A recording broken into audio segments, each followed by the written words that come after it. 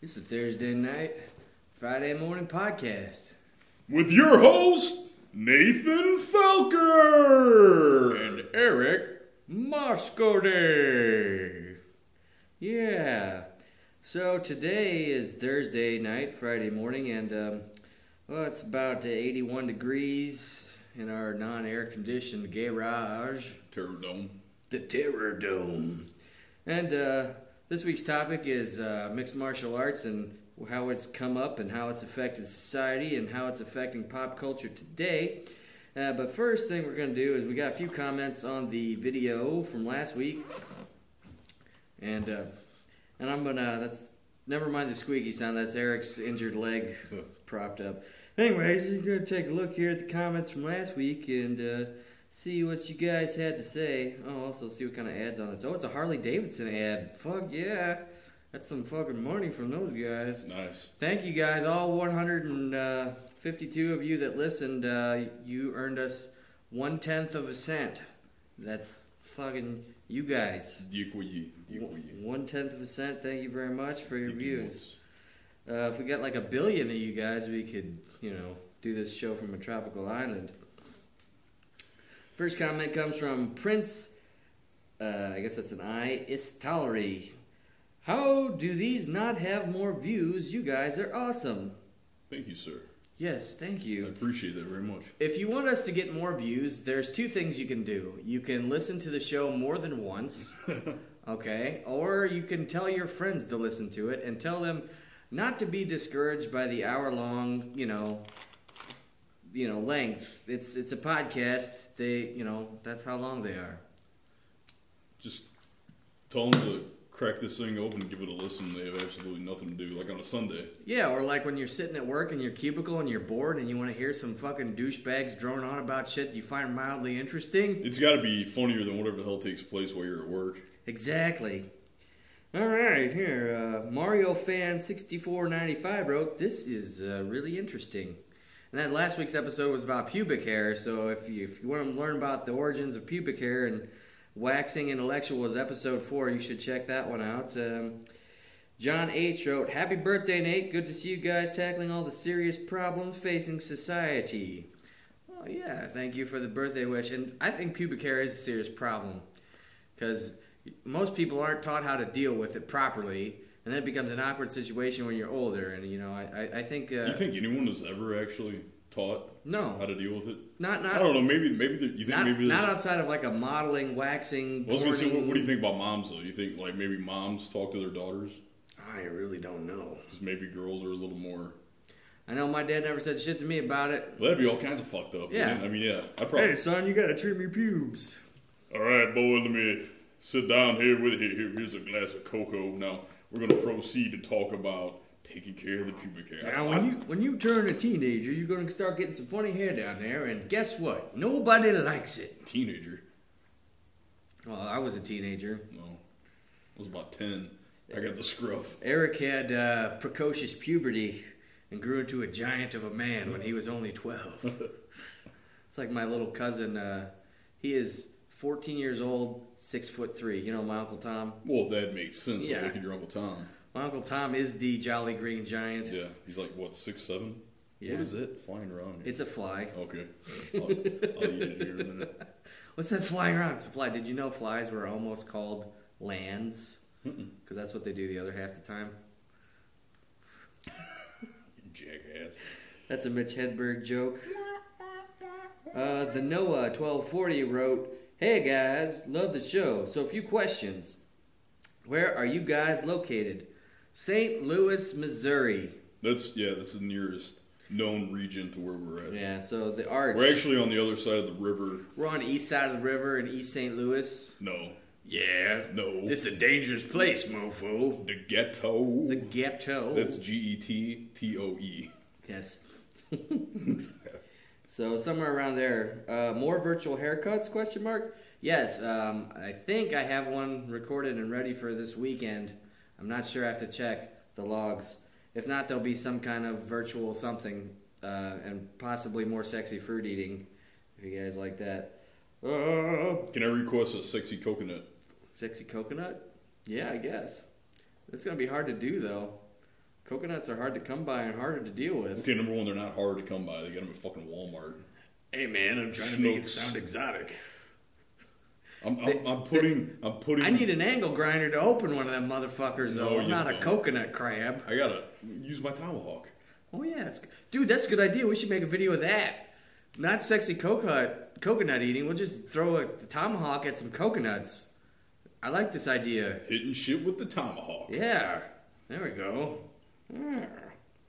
Let's see. He also writes, and I love when you guys do impressions of people during the show. Who did we do impressions of during the show, or did we just kind of... We did a couple Dr. Phil's, I think. Oh, yeah. Hey, I'm Dr. Phil, you know? This is Dr. Phil. Now, you need to listen here.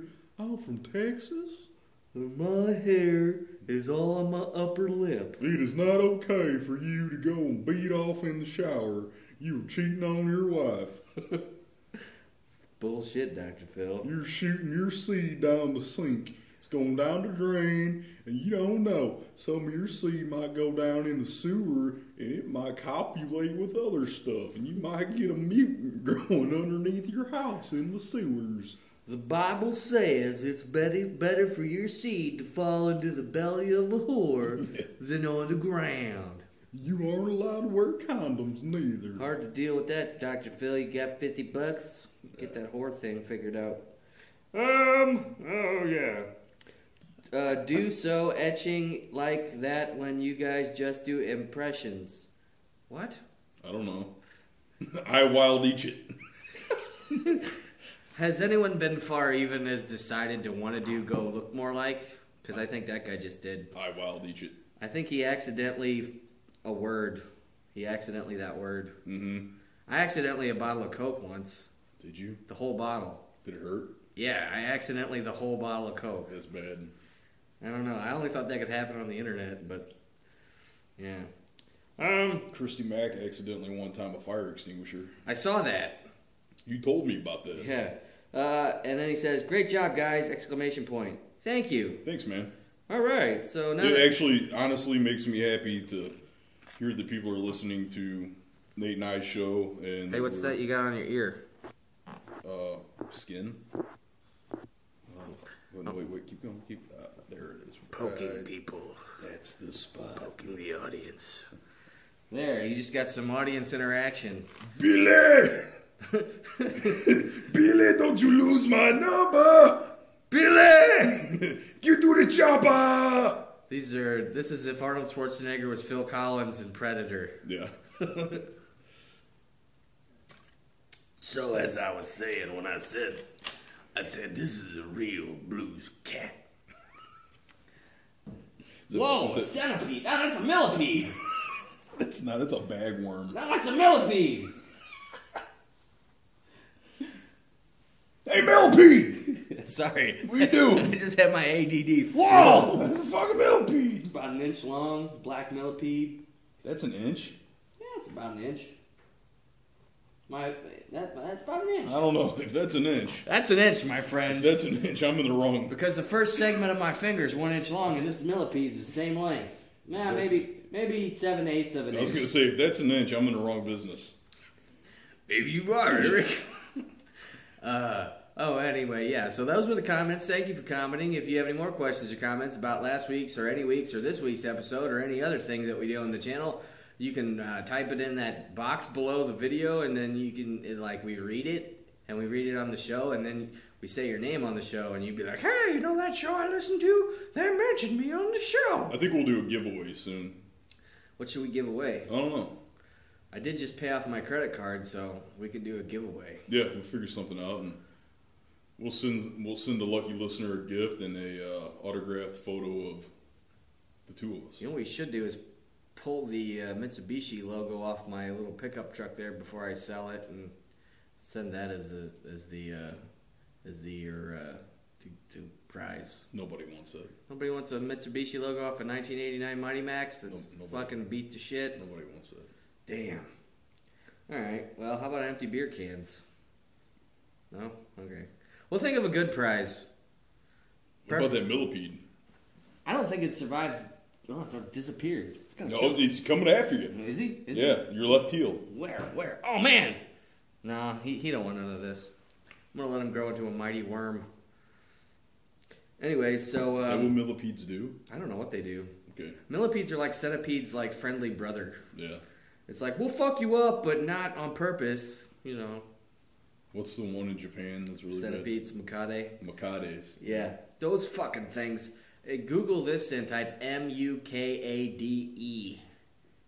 And I had one crawling on me in my sleep, and what was really shitty about that is if you're sleeping, they like to crawl into your nasal cavity. Oh.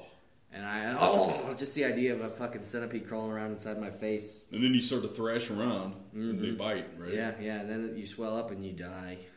And tell the listeners where you lived in Japan. I lived in rural Mie-ken, which is on the... what prefecture? Mie. Mie-Ken. It is on the southeastern corner of the main island.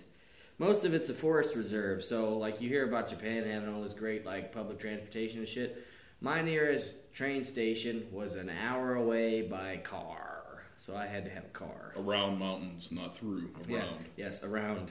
Twisty, windy mountain roads with the occasional 3-mile-long tunnel. Tell the listeners about the monkeys in the spring. Oh man, people have put cages over their gardens because the monkeys get in there and rip shit up. And then what do? Oh yeah, they throw shit At your house. Shit. Well, I was scared of the monkey troops, man, because you go for a walk. Like sometimes when I was trying to like get in shape and stuff, like I had a laundromat where I'd do my laundry. Instead of driving there, it was about half a mile. I'd walk there, and I carry all my clothes in a plastic bag like I was fucking Santa Claus or some shit. Like you're like the jolly big white guy going to do his laundry on Saturday afternoon. Boom, ba-dum, ba-dum, ba-dum. And occasionally you come across like 6 or 8 monkeys, and you're like. Everybody tells us, like, don't fuck with the monkeys. Monkeys will fuck you up and throw shit at you and rip your shit up and bite you. And I'm like, so anytime, like, the monkeys were out, I had to go get my car. And I know this is going to sound mean, but I wanted to hit a monkey with my car. And not because it's not because I'm an animal hater. It's just because, I've roadkilled other animals on accident. Like, one time I ran over a beaver, and I've hit possums and raccoons. You said beaver. Yeah. So I wanted, 50 points, hit a monkey with your car. I hit a beaver over the head with a pipe one time, you know what I mean? Because there's, how many times are you going to be able to say, I was driving along in my car and I hit a monkey? Unless you live in rural Japan. Yeah, unless you really, I'm sure it happens to them like I hit a or the possum. Congo. Yeah, I hit a fucking striped-ass ape in my Jeep. It was crazy. In my Woody. The monkey got up and flipped my car over. So, on to the topic at hand. Hold on, before we move on to the topic, I wanted to ask you one thing, and I think the listeners might like to know also.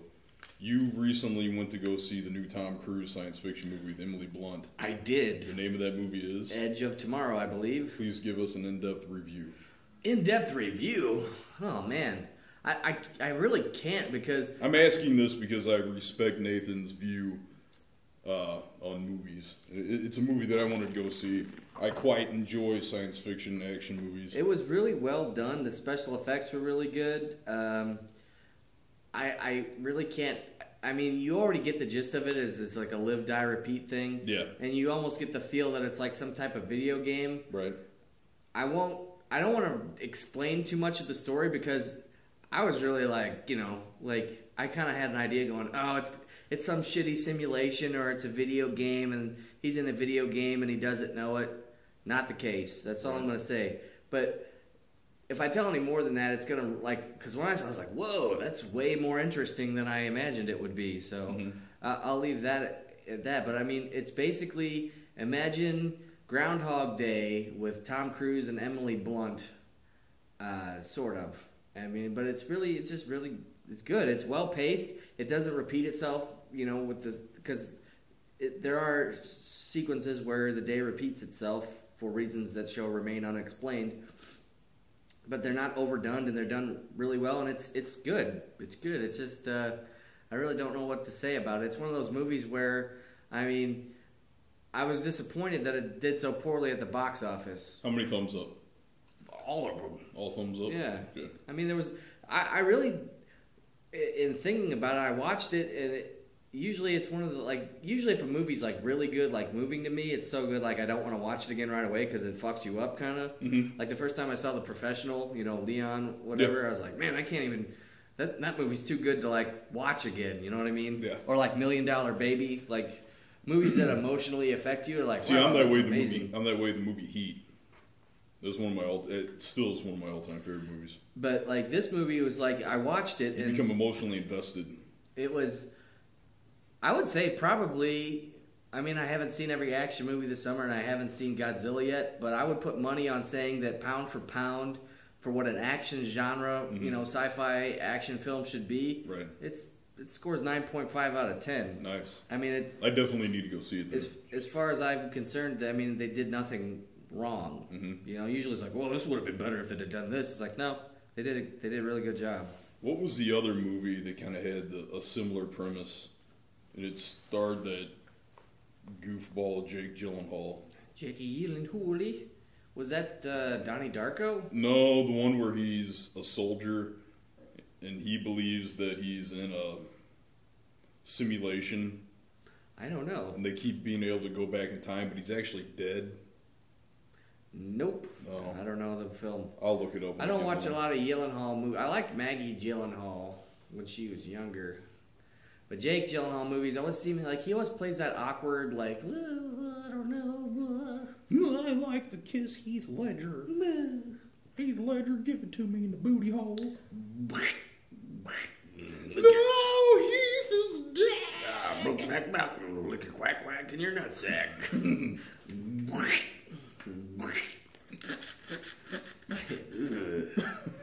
The best part of that movie is Randy Quaid going, I'm not paying you to go up there and stem the rose. Like, ugh.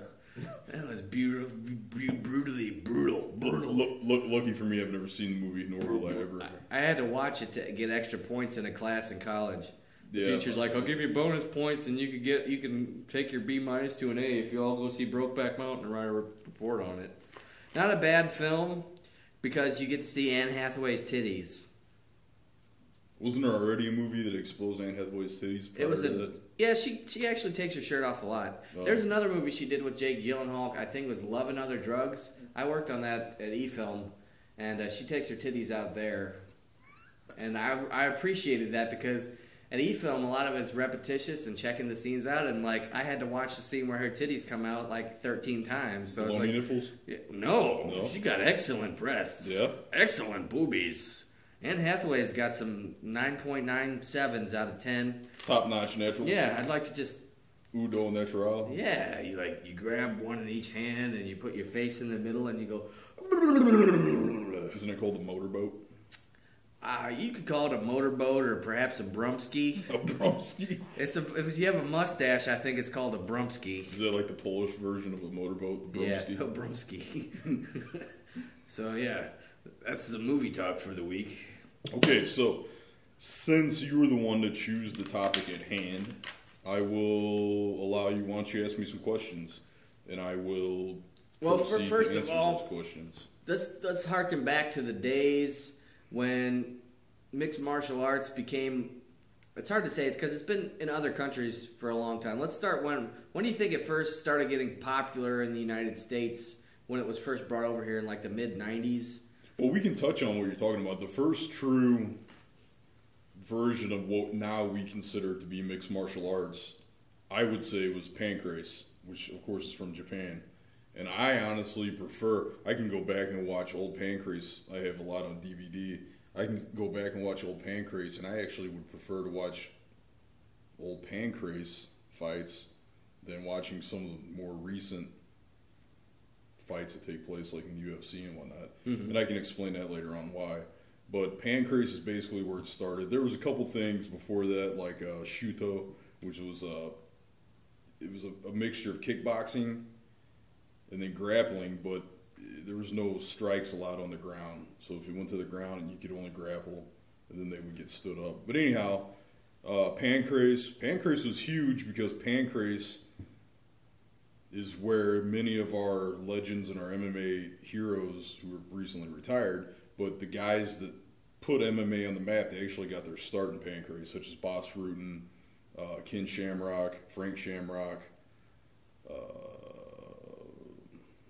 douchebag guy named Jason DeLucia. I can't stand that guy. Boss Rudin actually broke Jason DeLucia's liver.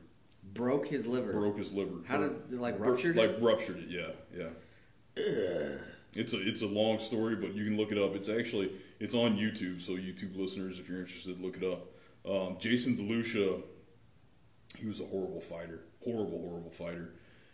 But there were certain rules that took place within Pancrase at the time. Now they've changed, but originally the rules in Pancrase, if it was standing, you could not throw closed fists to the face. You could throw closed fists anywhere to the body except for the face, but if you threw strikes to the face, they had to be palm strikes. Yeah. Okay? Which could be just as fucking... No, trust me, actually palm strikes, recommendation to listeners, if you get in a street fight, use palm strikes. Practice using palm strikes, you won't break your fucking hand. Take it from a guy who's broken his hand way too many times. Palm strikes, they hurt, and you can actually create more velocity because look how much farther my hand goes. You see what I'm saying? Right. So the length from point A to point B, the farther you're able to cover length is how you create velocity. So, but anyhow, so what happened is you were not allowed to throw closed fists to the face. Boss Rutan was throwing basically what was the equivalent of a knockout punch to the collarbone area of Jason DeLucia. And Jason DeLucia was lying, and he was able to convince the ref that Boss was throwing the punches to his face. And Boss back then, I don't know how he is now, but back then Boss was notoriously had a horrible temper. It was so easy to just set him off. And DeLucia kept lying, 1, 2, 3, and what would happen is eventually they would take a point away from you for infractions of the rule. So Boss was getting pissed, and if you watch the video, you can actually, tell him, say, hey, Jason, you're lying to the ref. Tell the ref you're lying. So Boss started getting pissed, so finally he had enough. So he started throwing really hard closed fist strikes to the liver, which is one of his signature moves, body shots to the liver, kicks to the liver. And he landed quite a few good ones to DeLucia. And DeLucia was just dropping. If anyone's ever been hit in the liver, it's one of the most devastating things that could ever happen to you. I would rather take a full-on punch to the face than the equivalent full-on punch to the liver. I'm telling you, it's fucking horrible. I don't like to be punched. Here's my top 3 places I hate being punched: the face, the body, and the groin.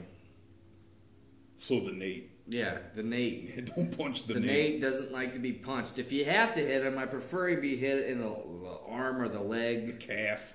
Possibly the elbow. You can punch my elbow all day long. I'll let you punch me in the elbow. That's actually a good Muay Thai defensive maneuver. So if you block punches with your elbow. If anybody wants to punch my elbow, go for it. But nowhere else. So eventually, Boss, you can look it up. I believe I got to think what the combination was, but eventually it was like liver shot, left hand, liver shot, left hand. And then I believe he threw a short body kick to the liver and then followed up with a third body shot. And that was the one where you can see DeLucia's face. He just looks, he goes like this. It's just so fucked up, and you could tell something was wrong. He collapses, falls through the ropes, and he's down on the ground, just dying in pain. They ended up having to rush him to the hospital. And in fact, he had a ruptured liver. Ouch. So that's what happens when you piss off Boss Rutan. Don't tell lies and piss Boss Rutan off. He will break your liver. He'll explode your organs with his fists. Because Boss can do that kind of shit. Yeah. So that was Pancrase, and that's where those guys got their start. Now, Pancrase started, I believe, don't quote me on this, but it's been a while, I'm getting old, the end of 92 or early 93. And at the end of 93, the summer of 93, is when UFC started. So Pancrase was actually the beginning of what I would consider modern mixed martial arts. Then came the UFC. The UFC was created, a lot of people don't know this, the UFC was actually created in a sense as a marketing ploy for the Gracies. If any of the listeners don't know who I'm talking about when I say the Gracies, I'm talking about the Gracie family from Brazil. They are the originators of Brazilian Jiu-Jitsu, what they call Gracie Jiu-Jitsu. they will sue your ass off if you do Brazilian Jiu-Jitsu and you teach it, and you try to say that you're teaching Gracie Jiu-Jitsu and you're not an affiliate with them, they will sue your ass off. So you actually have to say Brazilian Jiu-Jitsu if you're not Gracie affiliated. Am I rambling too much? No, no. Okay. That's what we're here for. Okay. So what happened was the main gentleman who is the legacy of Gracie Jiu-Jitsu, his name's Elio Gracie. His eldest son, Horian Gracie, was the first of the Gracie brothers to come to the U.S. He came up with the idea of creating the UFC, and it was meant to showcase that they believed Gracie Jiu-Jitsu to be the best and greatest martial art in existence. And his idea is that he was going to use his brothers or himself and fight all these multiple disciplines of martial arts, and they would be able to show the significant advantages that Gracie Jiu-Jitsu had over all the other martial arts. And in turn, their marketing ploy would lead to people coming and wanting to train with them. Well, wasn't it? I wasn't too into MMA at the time, but in the mid-90s when that was coming out, wasn't a Gracie like champion constantly for a long period of time in the UFC? The original. Yeah, You're thinking of Hoist. Yeah. Hoist is he's one of the younger brothers. He's Horian's brother. I'm trying to think how many there are altogether. Elio's sons are Horian, Hickson. You know Hickson. Hickson Gracie's my favorite Gracie. Oh, absolutely. Hickson's the real fucking deal. That we could do. You and I could sit here and I could ramble on. We could do an entire show all about the Gracies, because for the longest time, I mean, I still admire them, but for the longest time, I was jaded to the degree of the Gracies could do no wrong. But then I started to grow up and wisen up and open my eyes a little bit and stop viewing the Gracies through rose-colored glasses. But absolutely, Hickson he's the real deal. There's no question. They're a badass young buck, the fucking champions of Brazilian Jiu-Jitsu right now. The guys who were the guys to beat to this day seek out Hickson to go train with, and they go train with him. And they say that the second they start to roll with Hickson, all of a sudden they just feel like they're starting to learn the art again. I mean, he's just a phenom. He's on a whole nother level, so. Zen master of his own brand of martial arts. Right. But it was Hoist who you're thinking of, who was the original Ultimate Fighting champion. He was the guy to beat, and he was beating everyone. But the original UFC was literally NHB, no holds barred. There was the only thing that was like illegal were eye gouges. I thought somebody did get their eye gouged out though in a fight way back in the day. That wasn't the UFC. You're talking about a gentleman. It was a French guy, right? No. It was the Belgian guy did it. It was Yuki Nakai, who actually got had finger strikes applied to him, which even though then it was illegal, it was a very dirty move.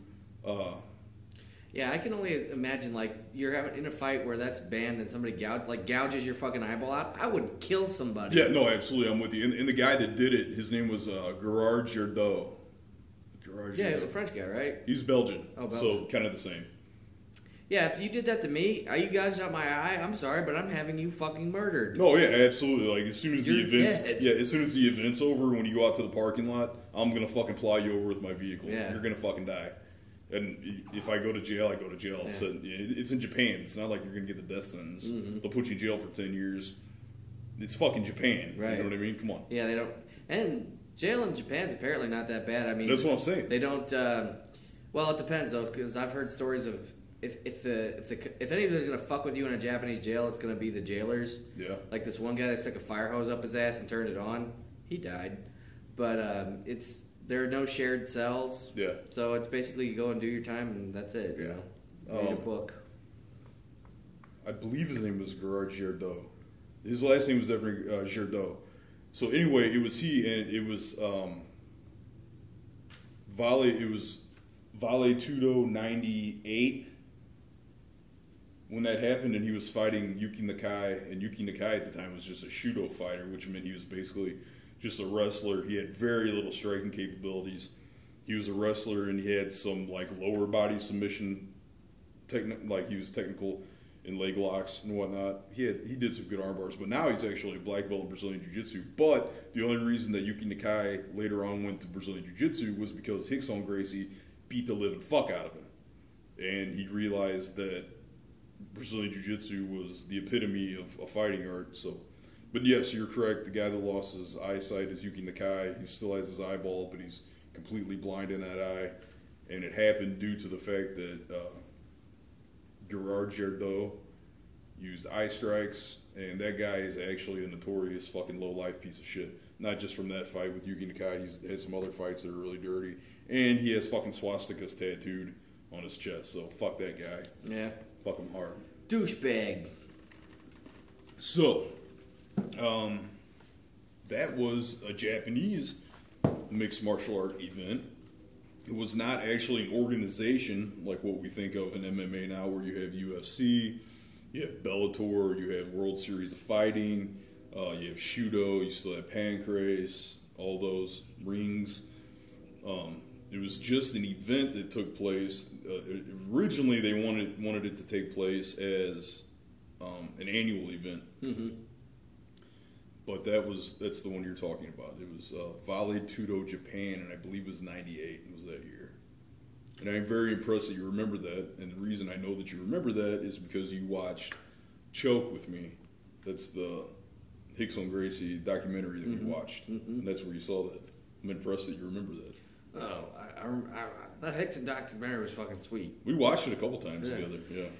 So, here's a question for you. I don't know if we spun off our original topic with that, but we're still going to cover everything. Do you feel like now that mixed martial arts, like UFC, has got its own reality show and it's become more mainstream, like people tend to watch it and look at it more like it's professional wrestling in like the 1990s, you know? I feel like it's starting to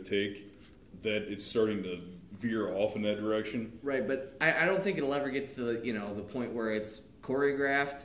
No, it better not. But I feel like a lot of the fighters now aren't as aggressive. No, I agree with you 100%. As they would be, because they're worried about a career in mixed martial arts versus this fight right here, right now. Well, I believe you and I, didn't we discuss it the last time we watched fights at my house? I think we were talking about that exact subject. I agree.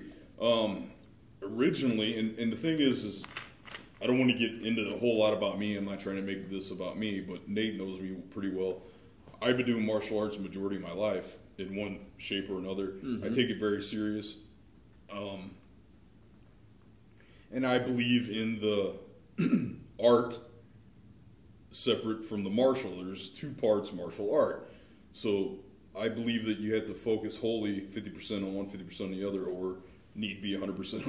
I know that doesn't add up, but it is what it is. A lot of guys are getting into MMA and they have no spirit. They don't have the Budo. You know what I mean? Mm-hmm. They don't have that. They don't look for the spirit of martial arts. And then they don't respect the martial arts. Right. To them, it's just them going in and being super fucking macho tough guys and using all these I hate all these cliches that a lot of the MMA fighters use now today. I'm a warrior. No, you're not. You're not a warrior, man. You're not. You're a professional athlete. You get paid a princely sum to stay in a gym majority of the year and then fight maybe 3 times a year if you're lucky. You're not a fucking warrior, okay? Let's leave it at that. Now, back on to the question that you asked. I do agree, because it used to be when you got in a fight, in my eyes, the way that I fight, if I ever fight, and even when I train, like when we spar, when I do jiu-jitsu, when we roll live, my intent is always to inflict the maximum amount of damage in the shortest period of time. Whereas now it seems like we have fighters in MMA, they walk into the cage with all intent of going the entire 3 rounds or 5 rounds if it's a 5-round fight, rather than inflicting maximum amount of damage on their opponent and trying to end it as soon as possible. You get what I'm saying? Right. And I think the promoters gear towards that because the longer the fight is, you know, the more fucking advertising they're selling. You know, Maybe the advertising, yes, but at the same time, you have to stop and think about it. The real money comes from pay-per-views. Mm-hmm. So if you're selling a pay-per-view, it doesn't matter how long the fight is. Right. You're getting the initial sum from your viewers. Now, the reason I'm also disagreeing with that is that I know that Dana White and a lot of fans also bitch and complain if there isn't a maximum amount of violence in fights. Right. When these guys are wet blankets and they just, like, you get wrestlers that they have absolutely no submission technical, you know, prowess. So they get a takedown and all they do is just fucking hold position and they inflict very little amount of damage to the guy on bottom. And they squeak out a decision win over, you know, 15 minutes. And viewers go online and, you know, on Twitter and whatnots, and they bitch about that. Yeah. So actually, viewers want to see right, slugfests. Right, that's what I'm saying. Nobody's going to spend like $50 and then the fight's over. Like, say, you know, you pay your pay-per-view, you pay $50, and it comes to the, you know, the main event. You're like, yes, this is going to be awesome. Watch these two fucking badass guys. Fucking, they've been training for this for months. Fight each other, and it's over in 30 seconds with a quick submission takedown. I mean, that would be a great fight if you're the fighter, like, getting, you know, taking care of business. But as a viewer, you're like, that fucking sucked, you know. Maybe, You yeah. want to watch those guys. You want to see Roddy Piper versus Keith David and They Live when you're paying money Yeah, for a fight. right. You don't want to see, you know, Hoist Gracie jump on somebody's back and choke him out in 30 seconds. Yeah, right. Even though I would still want to see that. Well, you and I think you and I both view mixed martial arts from a different standpoint. I'm very technical based, so like when I'm watching a fight, I'm breaking everything down sequence, step by step, and I'm impressed by seeing how one fighter flows against the other fighter and looking for that technical prowess. Like, does he really know what the fuck he's doing? Because you still get some of these guys who are just meatheads. Well, that all they do is they go in there and they throw, like, who were we watching the other night? We were watching a fight together, and that guy, all he was doing was just closing his eyes and just dropping his head and throwing that huge overhand right. He ended up losing the fight. Yeah. It was Brendan Schaub. Yeah, and Andrei Arlovsky. Yeah. You remember that? And that's all Schaub. He was just throwing. I mean, there was no technique in it. He was just. It was like a fucking John Wayne overhand right, and he just closed his eye and threw it, and he was just praying that he landed. And the thing is when you're in a heavyweight division like those two guys are, all you need to do is throw a heavy fucking punch, hit the guy in the chin, just hit the guy in the right place. They're wearing 4-ounce gloves.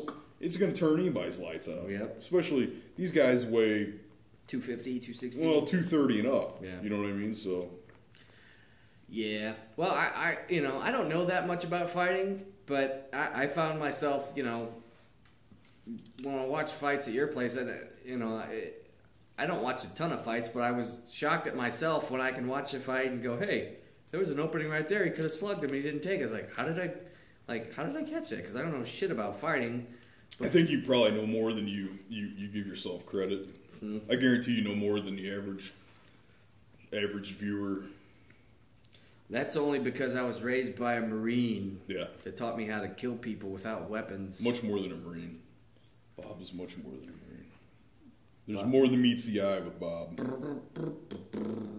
But to put that into perspective, when my dad was in boot camp and, you know, after they're finishing up and part of the training is you fight everybody in your platoon, he beat, you know, 99 out of 100 guys. Guess who the 100th guy was? Who? Bob! Yeah. So, there. It's like, in a group of badass soldiers... He beats them all hand to hand. And then Bob turns on himself. Yeah. Punched himself right out. I was making him tell me the story about how he was getting tattoos with his friends, his fellow soldiers, Marines, and there were some, you know, circus seals starting shit with him when he was alone. Like, they cornered him in an alley by himself and were like, oh, Marine, where's the rest of your group? Like, giving him shit. It's like, I think they said there was, I forget how many, I think it was 3 or 4 guys. Yeah. Navy guys. He said they were SEALs. Who knows for sure. Yeah. But he said the first guy came at him, punched him out cold, took out the guy on his left, and then it was 4 guys, and the guy on his right locked him up, you know. And the third guy, the other two guys were holding their faces bleeding. He kicks the third guy in the nuts while he's being held. And at that point, the rest of the Marines showed up and saved his ass. Yeah. But I mean, on your own against 4 Navy SEALs, and you take out 3 of 4, and then the other guy's holding you, I mean, I call that a win. I call that a big win. Yeah. So that's the history of my father. Partial history. Partial. Got the. Father. He could write a book about that. People would see that movie. I think people would watch that movie. But that's another story. It's another episode. Yeah. The Tales of Bob.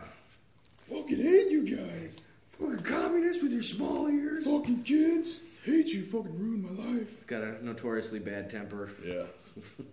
He's the only person that could yell at a boulder to get it to move. Yeah. He's the only person, too, that would yell at you for throwing potato peels in a cornfield. Like, and get lividly pissed. To the point where you get almost kicked out of the house and your ass beat. Yeah. Or he's also the only father that would knock your ass in the dirt for not raking grass properly when you don't have any neighbors. That's my dad. Love you, Dad. Beat your ass for no reason. And you'll like it. Yeah. Yeah, when Bob says he's going to take you out in the yard and rub your face in the grass, he means it. It's going to happen. And what was funny, too, was when he knocked me down for raking the grass, it was like, basically, we live out in the middle of nowhere. We don't have neighbors. The yard went an extra, 3 days without getting cut. So he told us to rake the grass and pick the grass up and take it down the hill and throw it in the woods. I was like, why don't we just rake it into the field and let the wind blow it away? Because I told you, I rolled my eyes. And he said, you ever roll your eyes at me again? Your ass will be on the ground so fast you don't know what the fuck happened. I was like, yeah, okay. So then I'm raking the stuff up, and he comes over again. He's like, you're doing a shitty job. And my eyes got to 2 o'clock, and the thought rolls through my head, I just rolled my eyes. And before I could finish the thought of I just rolled my eyes, I was on the ground getting kicked in the ribs before I knew what happened. And I wasn't upset because I was getting kicked in the ribs. I was just shocked because it happened so fast. The struggle is real. Yeah, I was like, holy crap. It was insanely fast. Imagine how fast you can think of something now. Before you can finish a fucking 4-word thought, you're upside down in the dirt. That was insane. I didn't, you hear people say that shit, and then when it happens to you, you're like, wow. Excuse me. So, my friend. Blazingly fast, angry father.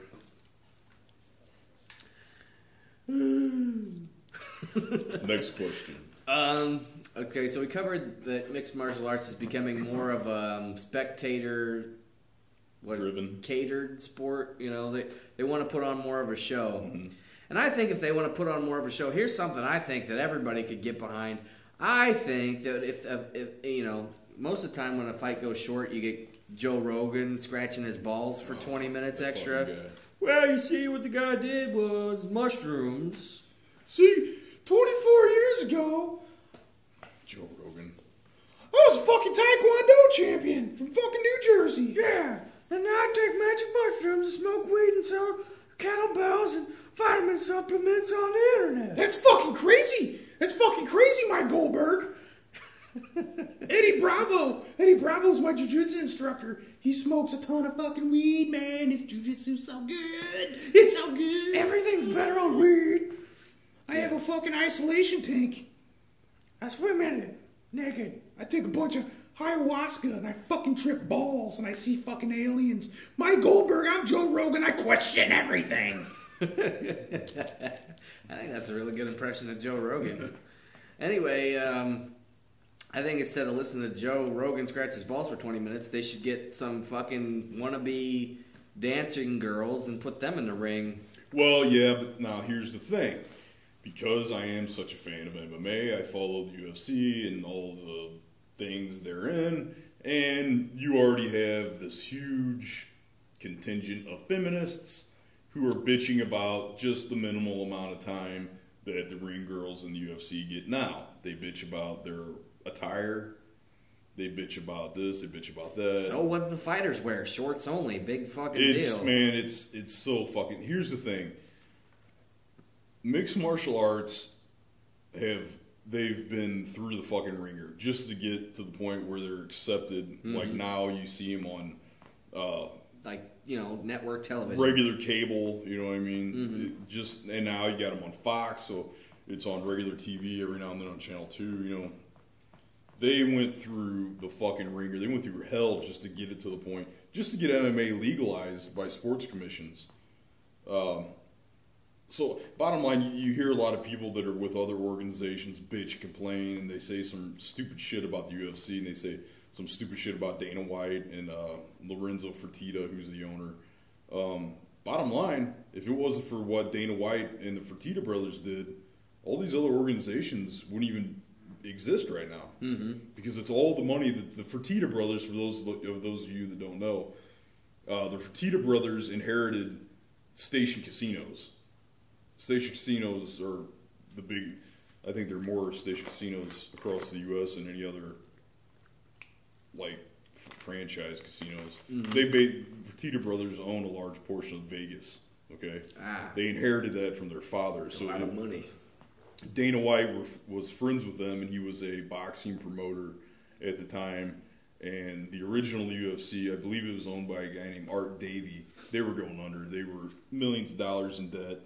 And Dana White saw potential in the product of the UFC. So he talked the Fertitta brothers into buying the UFC and investing shitloads of money. And they did probably a good 10 shows. And they were nothing but losing money. And then all of a sudden, they started to make a little bit. And then they created the original Ultimate Fighter that they put on Spike. And it was that first season of The Ultimate Fighter, and it was the Ultimate Fighter finale fights that basically introduced UFC to the mainstream audience. And that's where it all came from. So it's fucking crazy. Now, another thing I would just like to add, if they wanted to put on better fights, I think the UFC needs to streamline how many fights they put on a year. It has gotten out of fucking hand. There are some months where there are like 4 to 5 fight cards from the UFC a month. That's fucking ridiculous. Yeah. You know what I mean? Because it gets to the point where they'll put on a show like for Fox, so maybe it's on one of the 18 million Fox channels. Right. There's so many fucking Fox channels. What kills me about Fox is 25 years ago it was one fucking channel with 3 fucking shows. It was like Channel 30. It was The Simpsons, it was In The Living Simpsons, Color. In Living Color, and Married with Children started that whole network. Right. Which is funny that you bring up Married with Children.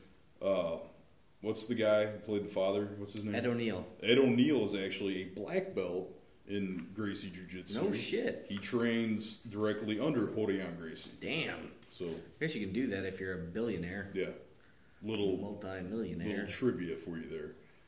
So I think they need to streamline it, because it used to be where you were lucky, you just get one fight card a month. You knew the fight card was going to be great. Now they got so many fight cards going on. They had this new deal with Fox, so they put on shows for Fox, and they're free. And I get all excited because I don't have to pay $44.95 to order these fights, and I get to see some fights for free. It's fucking great. You sit down, you watch fights, and they're completely lackluster, because you get these guys that basically coming up out of the feeder leagues. They're in the UFC, and they go from fighting their asses off to fighting not to lose. So I think they should streamline how many fight cards they put on a year. Because I think in turn they would maybe give us better quality Well, it's going to give you better quality fights, but I think at this point they know people will watch it regardless. Yeah, no, you're completely right. And they want to make more money. It's the product. The product is out there. I mean, the UFC literally went from, in 1998, almost being just extinct, gone. They were so far in debt when the Fertitta brothers bought. They were lucky to put on 2 shows. They were losing money left and right. Sorry, I can't talk. Fast forward to today, UFC has a deal with Fox. That's huge.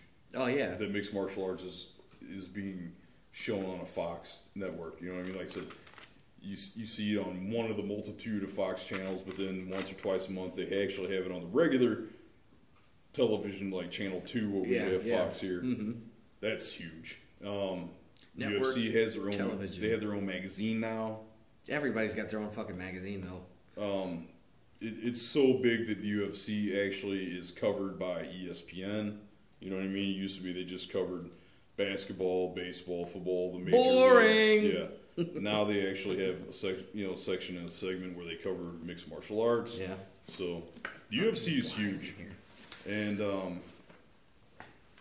honestly, I could see where, those two flies are trying to fuck. Murder them. Fuck somewhere else, you filthy fucking flies. That's disgusting. How would you like it if I came to your house and started fucking laying some pipe? Get out of here. So, that's that. Am I boring you? I'm sorry. I hope I'm not. You know how I am. No, I said those other sports are boring. Yeah. No. I was. No, you're boring, Eric. Boring. Eric, go home. Eric boring. Eric boring? Boring. Eric, no thing. Eric boring. You know how it is. You get me. You start talking to me about something that I'm. Well, that's why I picked this topic. Yeah. Get you some airtime. Like Michael Jordan. Or is it hang time? I don't know what they call it.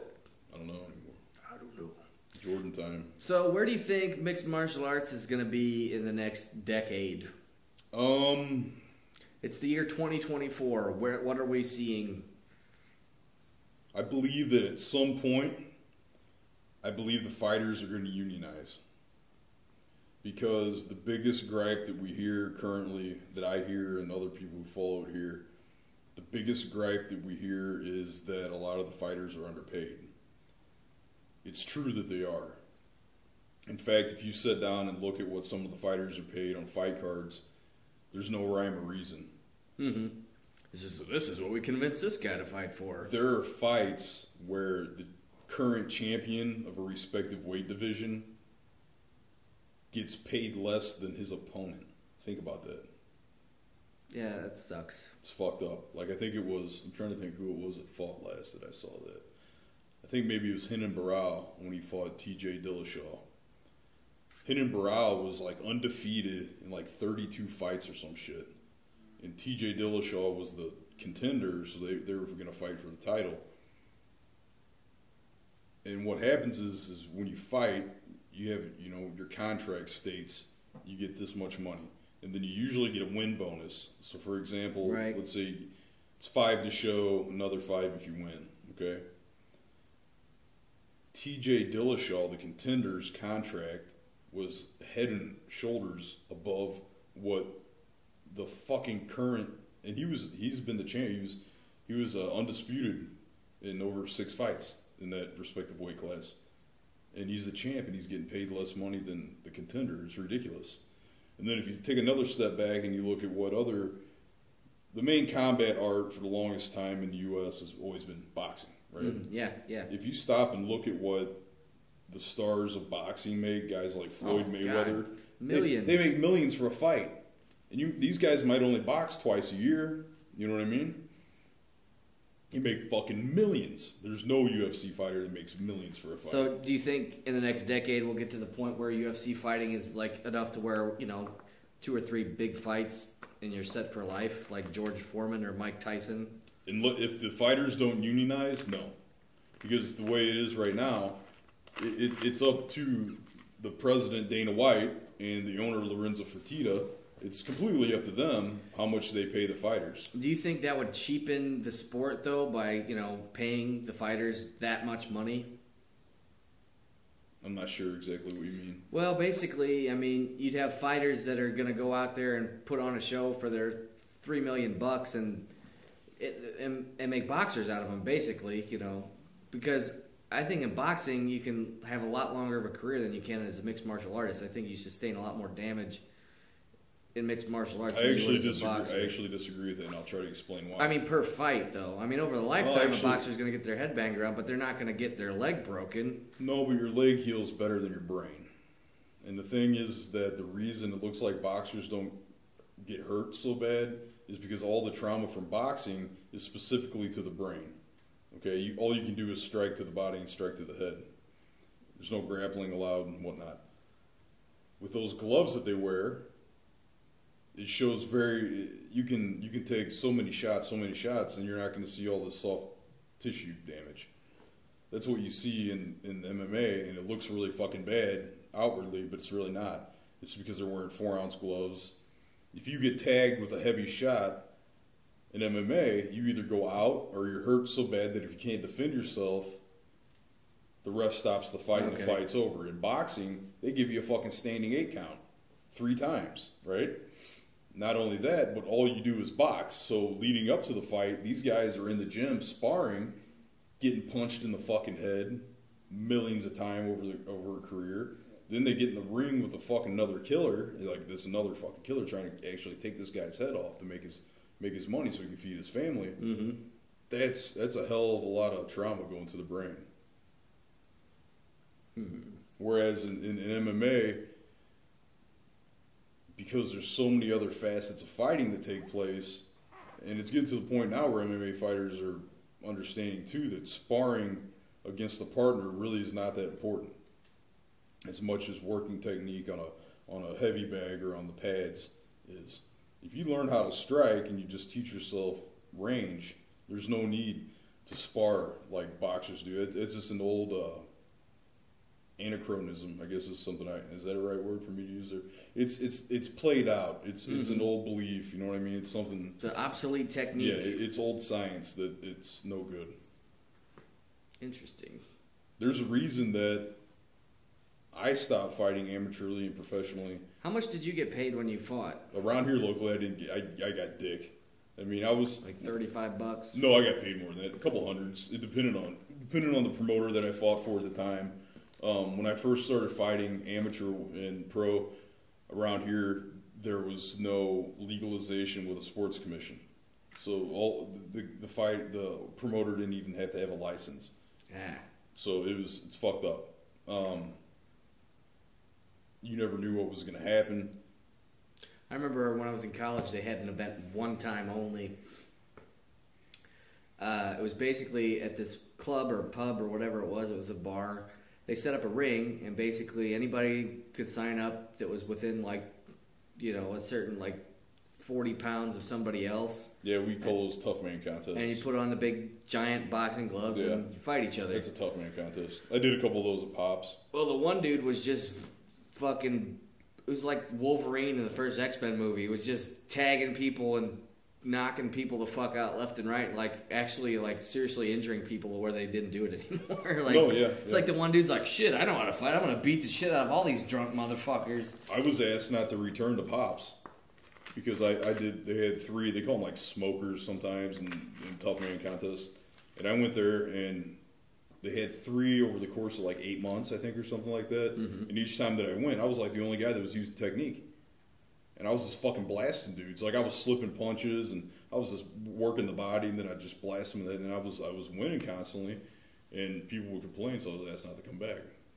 Stop beating everybody up. It's supposed to be fun. We want to see 2 fucking drunken morons who don't know how to fight go in there and throw fucking haymakers. Yeah.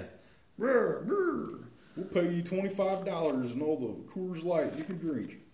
Well, we're coming up on the end of the show. Is there anything we wanted to touch on? I think that's pretty much it. I was going to complain about 2 companies. Go for it. I still have time? Yeah, we got time. We got time. I hate to do this, but I think it's something that we should do. Maybe we could add this to every show. I've had some bad dealings with 2 companies. One company is extremely disappointing because, and this relates to the show MMA. It's a company called Budo Videos. Budo, as in the way of martial arts, the Budo way. Videos.com.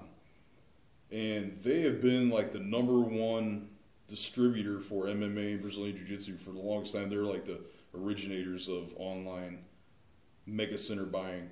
And I've been buying from them since 1999. And it used to always be fucking fantastic. And I don't know what's been going on lately. They sell stuff on their own website, and then they also have an eBay store. Mm-hmm. So I buy from both. And where the shit kind of started getting bad was they were selling a gi on eBay. It was a Howard Combat kimono gi, which I've owned several of in the past. and it was supposed to be the gi top, the pants, and come with a Howard Combat belt. I got my uniform, but it did come with a belt. Well, I'm sorry, it did come with a belt, but it was just like a plain flimsy. It wasn't even a jiu-jitsu belt. It was like a fucking taekwondo piece of sailcloth crap. So I wrote him an email. I was like, hey, you know, got my Howard Combat kimono, but you didn't include the Howard Combat belt. And they're like, oh yeah, that's the belt that came with it. And that pissed me off right then and there because I actually personally know the owner. His name's Howard Liu. It's Howard and Liu. He's Chinese. We talk personally online and whatnot because I really enjoy his uniforms, his company. Howard Liu sells every single gi, from the cheapest one to his most expensive. They always come with a free belt. Howard Combat Kimono brand belt. So I got the whole runaround from Budo videos, and I got in contact with Howard. I told Howard what they were saying. He said they're full of shit, and that's why he doesn't do business with them anymore, that he had some bad dealings with them. And then I went back on Budo Video's website, and I clicked on belts, and I realized that they sell Howard Combat Kimono belts. So what they did was they sold this gi on eBay. I got it at a discounted price. They kept the belt, and they're just going to sell it. Right. Know? So that pissed me off. Then they had, something was going on, and they had like a 15% off discount code for the weekend. I found a DVD that I wanted really bad, ordered it, applied the 15% off coupon code, and typically their shipping, you pay like $4.95 for flat rate shipping. I usually get my shit in like 3 days at the most, maybe 5. Depends on when I order it. Like if it's on Thursday or something, you know what I mean? And you usually get a confirmation email that it's shipped. Well, I never got any of these, so I sent an email to Budo Videos, no reply. Send them another one, hey, what's up? I need to know where my DVD is. This is like 5 days later, nothing from Budo Videos. I ended up actually having to get into contact with one of the owners, a guy he calls himself Budo Jake. He's on Facebook. And he's like, oh, we'll take care of it. A couple days later, so now it's been like 8 days, I get an email from him that said, oh, our quantity counter was off. We actually don't have that DVD anymore. Sorry. And I was like, well, what the fuck? You know what I mean? Why did it take 8 days for you to tell me that? Right. I'm like, can I get a rain check on the 15% off so I'll find something else? He's like, no, sorry. Wouldn't even give me a fucking rain check on the 15% off. As little as a 15% off. That's like nothing. Right. You know what I mean? That's what, $1.50 on 100, right? Yeah. No, wait, 15% of 100 would be $15. Sorry, yeah. So it is what it is. It's late and I can't do the math. It's not much of a discount, but it's a discount. Yeah, it's a discount. And the fact is, it like, covers your shipping, you know, and taxes and shit. Right. I used to throw those out like candy at Best Buy when I worked part-time at Best Buy for a while, and, you know, it's not, you don't get commission sales, but I always like to make the customer happy because fuck Best Buy. They're a fucking $1 million company. They're basically telling us to profile customers to sell more shit. I'm like, fuck you. Upsell, Yeah, it's like, you know how I'll sell more shit? Let's say, you know, I knew what the markup was. It's huge, you know, on shit. So, anytime, and like, even without being a manager, I could give like a 15% discount. You know, on a $300 item, that's like $45 off. You know, that's the difference between somebody going, yeah, I don't know about this, and buying it right now. And the markup's at least, you know, between 20 and 75 to 100%. So fuck them. I'd be like, yeah, you know what? They'd be like, this camera's $300. I don't know about $300. I'd be like, well, how about $250? And they'd be like, sold. You know. Yeah, there you go. Well, you're extending a gesture of gratitude. They're at your store. You know, they're coming in and buying something, and in turn, that helps you stay employed by the company. So also, who is the other guys you wanted to complain about? We're running too long. We're over. We're at 1 hour 3 minutes. Is that bad or? No, we can go. I figured we just won't make it a constant.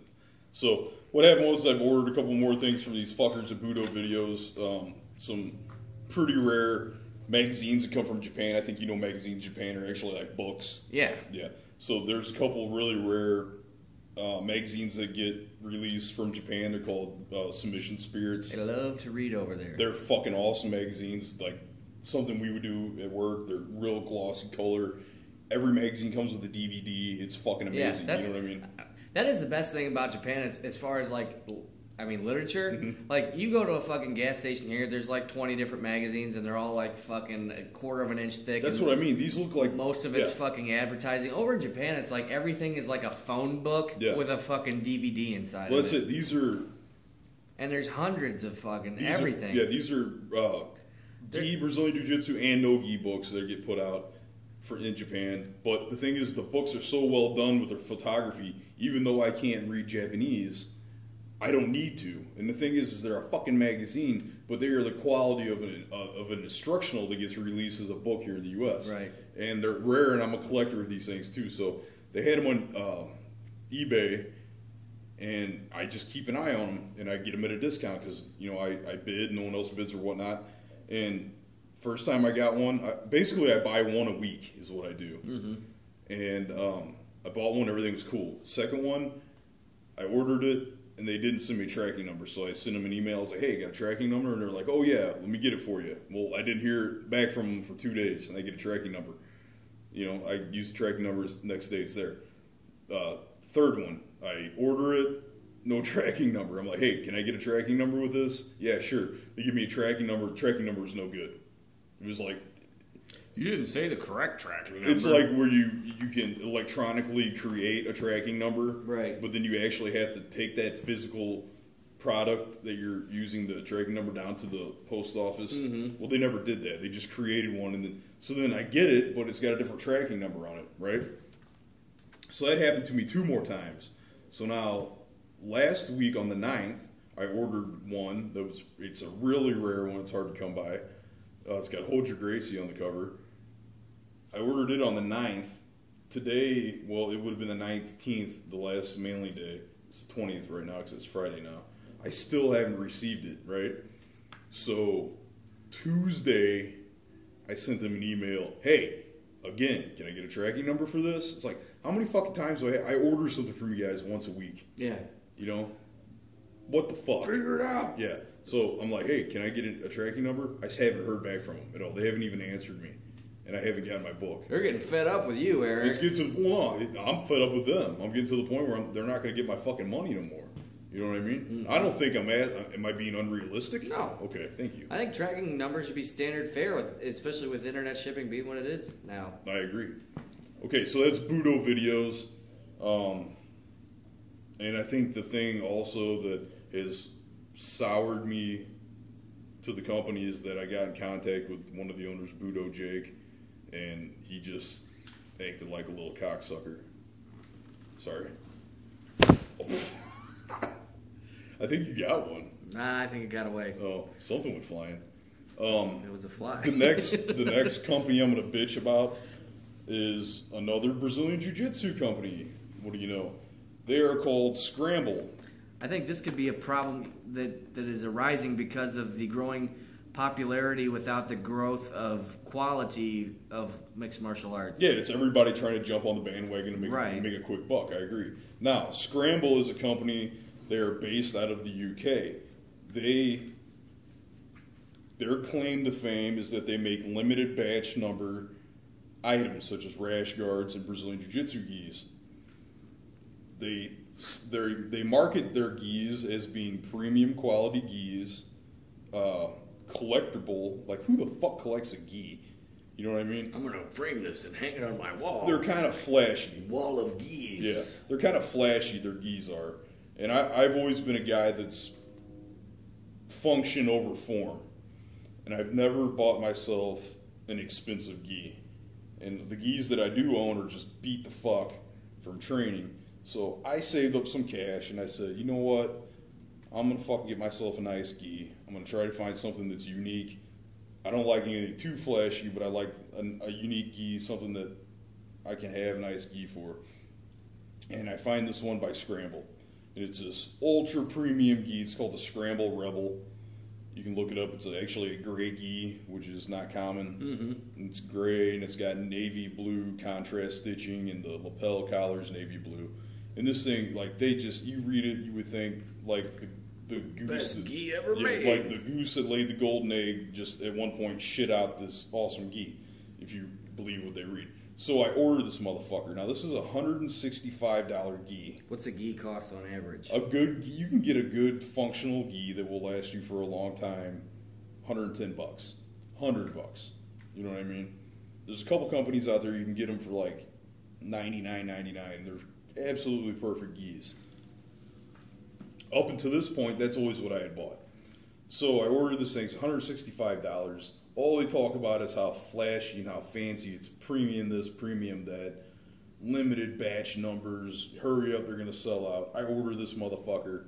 I get it in 3 days. I ordered it from a company, bjjwarehouse.com. They're actually a fantastic company. I recommend any of the listeners that do martial arts, if you want anything MMA based or martial arts based, go to bjjwarehouse.com. They're great people. I get it from them in like 3 days. I'm excited. I open it up. I'm gonna wash this motherfucker. I'm gonna wear it to class tonight. It's gonna be great. I open it up, and as soon as I start to take it out, like I just start noticing all kinds of shit that just doesn't look wrong. The contrast stitching that goes over the chest area on the gi. The gis are extremely reinforced on the chest because that's just a common grab point for jiu-jitsu. So I'm looking at it, and it looks like Stevie Wonder stitched this gi. It's fucking horrible. I mean, it's to the point where you just look at it and you're like, that is shitty. Yeah, what the fuck? You know what I mean? Mm-hmm. I've got gis, like I said, from Howard Combat Kimono. I've got gis. I got gis from Storm. That's another one of my favorite companies. And Gameness. And I didn't pay anywhere close to what I paid for this fucking gi. And those gis look professional, well done, you know. So the contrast stitching was horrible. It was like a 2-year-old attempting to draw a straight line. Right. You know what I mean? It was horrible. What else was wrong with it? There was a bunch of loose threads, like where the thread was basically incomplete. Instead of continuing through the weave, it broke up and out, and the patches looked real shitty that were on both sleeves. So it looked like a hobo made his gi. yes, it absolutely. Thank you, Nathan. It looked like a hobo made my gi. They paid some fucking hobos at a soup kitchen and said, hey, make these gis and we'll give you some fucking Thunderbird. You get extra crackers with your soup. And we'll give you a bottle of Thunderbird. So I was upset. I sent Scramble an email, and all I got back was there was a back and forth over the course of about 2 weeks between me and a guy who's the owner. His name's Matt, and he turned out to be just a complete cynical fucking prick. I explained to him the situation with the gi. I asked him how he could, what would be his way of fixing the problem. You know, how did he view the situation?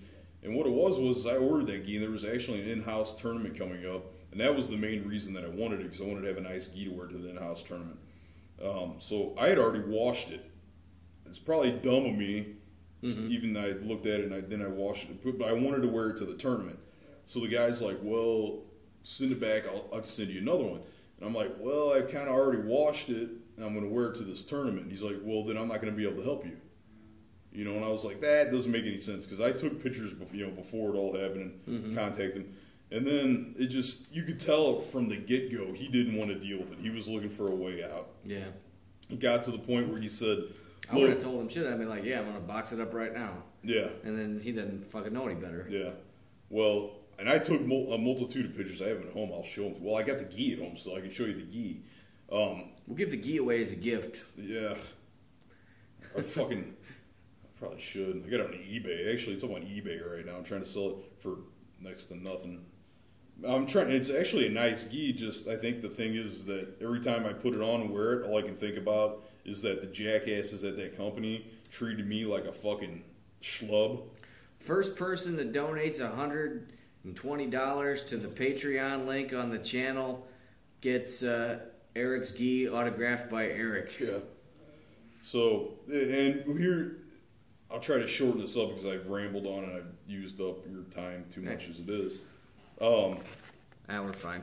All of his bitching and just attempting to get out of helping me in any way, shape, or form. Probably the most frustrating was when I told him and I sent him the pictures. he's like, I agree that does look bad. He's like, but you know what? I've ordered gis in the past, and all you need to do is get out a pair of scissors and just trim up some of those loose stitches. And the thing is, it wasn't like it was one or two loose stitches. Right. It was all over it. And I spent $165 on what's supposed to be a premium gi. Right. It is not my job to fucking buy a gi. When it comes to me, sit down and do the quality control for you. Right. You motherfucker. Dope. You know, and I even asked him, I was like, hey, so what are you going to do? Why don't you include that in your product description? Yeah. Why don't you trim this up? May require some, may require some... Custom tailoring. Yeah, custom tailoring. It's like, what's the word for it? Yeah. May require you to get out your kitchen shears. We will need you to fix do this shit. the finishing work that we failed to do. Yeah. But we have absolutely no problem taking your money. So that's scramble. Scramble sucks. Yeah. Scrambled eggs, not cheese. He just, and the best thing that he could do is he's like, well, I'm sorry. How about I give you a 10% off coupon code for your next purchase from Scramble? It's like, do you really fucking think I'm ever going to buy anything from you again? And 10% off. Yeah. Oh, wow, thanks, partner. Yeah, it's not even 15%. It's bullshit. Fucking jack off. I'd say like 60% off, you'd have something. You know, I mean, even if the guy was like, I don't know. I don't know. I'm done with him. I think he should have gave you your money back. I agree. He should have. But anyway, so Scramble sucks. Scramble sucks and Budo Video sucks. But our show's awesome, and thanks for listening to it. And Nathan is awesome. And again, if you go to the channel page and you click the Patreon link and you donate $120, and then then we'll sign the gi and we'll send it to you. And there you go. You have an autograph, one of a kind collector item made awesome by us. By us. Mostly by Eric. All right, guys. This is the highlight of Eric's week. I can't tell you how much I enjoy Thursday night, Friday mornings, and during the work week. I look forward to this. So I hope everyone enjoys the show as much as I enjoy doing it with you.